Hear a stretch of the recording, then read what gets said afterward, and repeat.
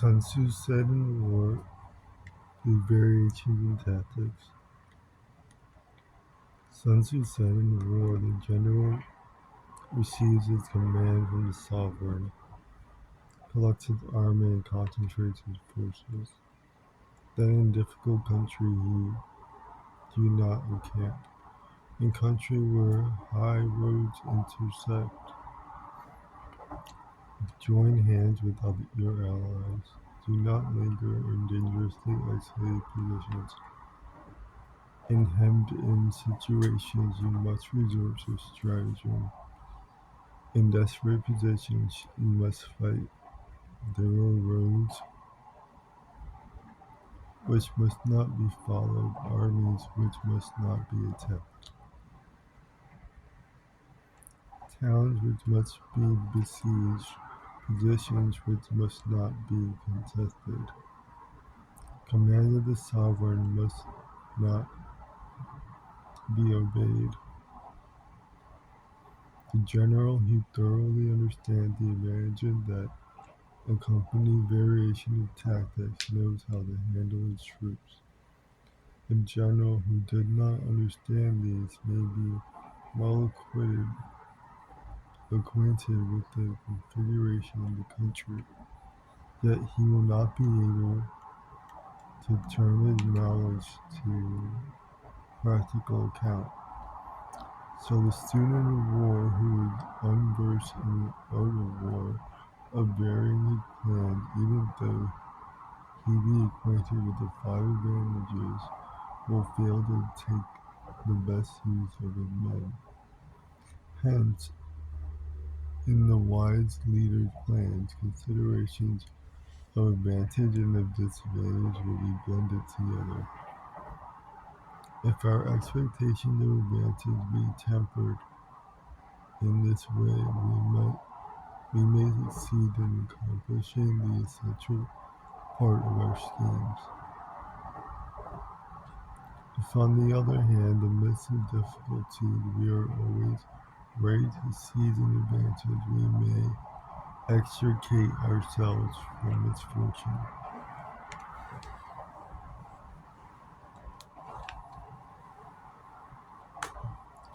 Reduce the hostile chiefs by inflicting damage on them, and make trouble for them, and keep them constantly engaged. Hold out specious allurement, and make them rush at any given point.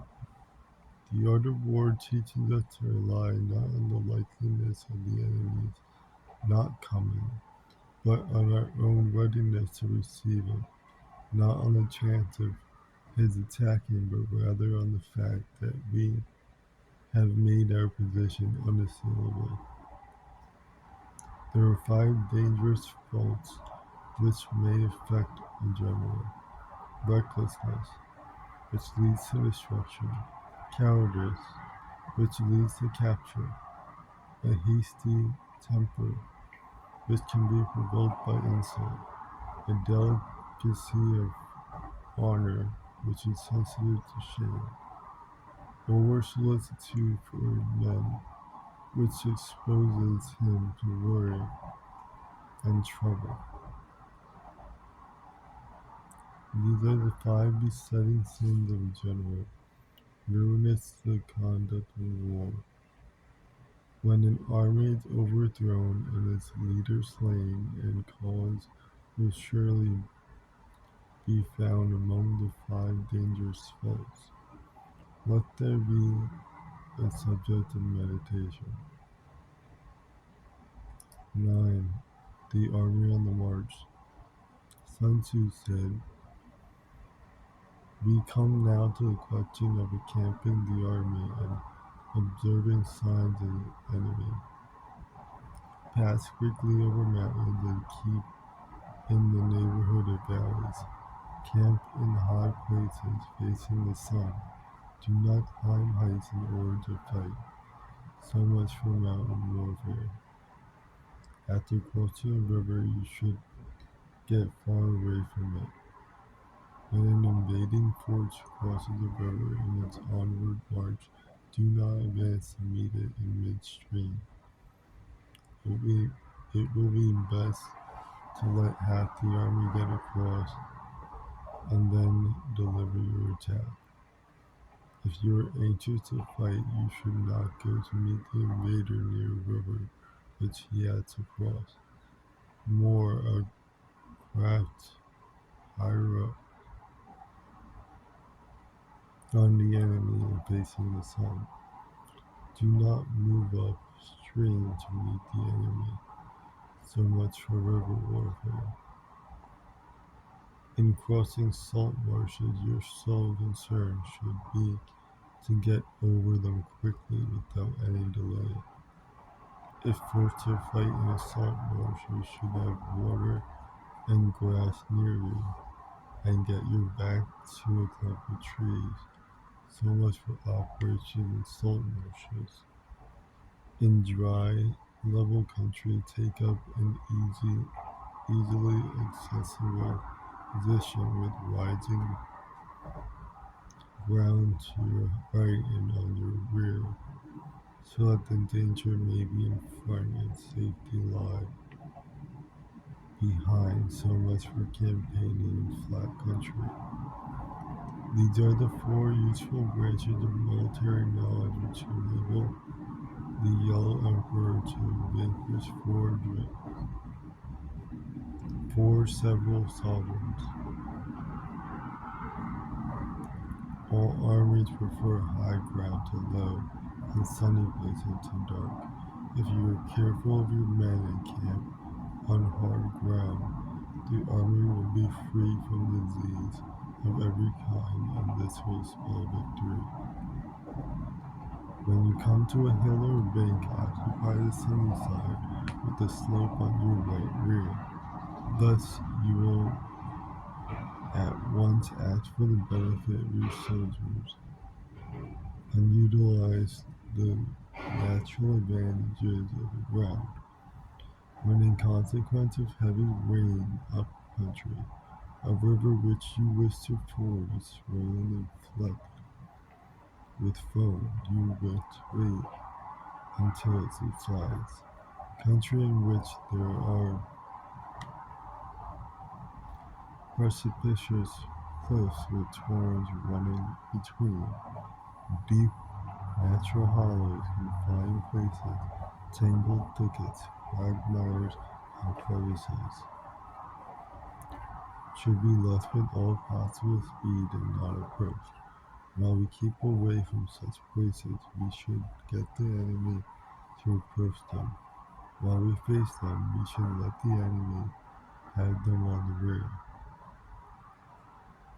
If in the neighborhood of our camp there should be any hilly country, ponds surrounded by aquatic grass, hollow basins filled with reeds, or woods with thick undergrowth, they must be carefully rooted out and searched, for these are places where men in ambush or insidious spies are likely to lurk.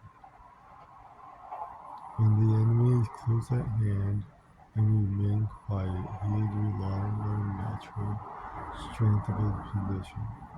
When he keeps aloof and tries to provoke a battle, he is anxious for the other side to advance.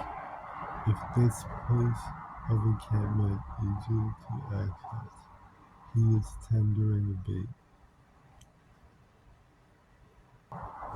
Movement amongst the trees of a forest shows that the enemy is advancing. The appearance of a number of screens in the midst of thick grass means that the enemy wants to make us suspicious. The rising of birds in their flight is a sign of an ambuscade. Startled beasts indicate that a sudden attack is coming. When there is a dust rising in a high column, it is a sign of a chariot advancing. When the dust is low but spread over a wide area, it betokens the approach of infantry. When it branches out in between directions, it shows the party have not sent have been sent to collect firewood. A few clouds of dust moving to and fro signify that the army is encamping. Humble words and increased preparations are signs that the enemy is about to advance.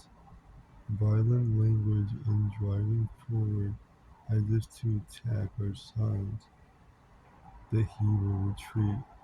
When the light chariots come out first and take up a position in the wings, it is a sign that the enemy is forming for battle. Pete's proposal, unaccompanied by a sworn covenant, indicate a plot. When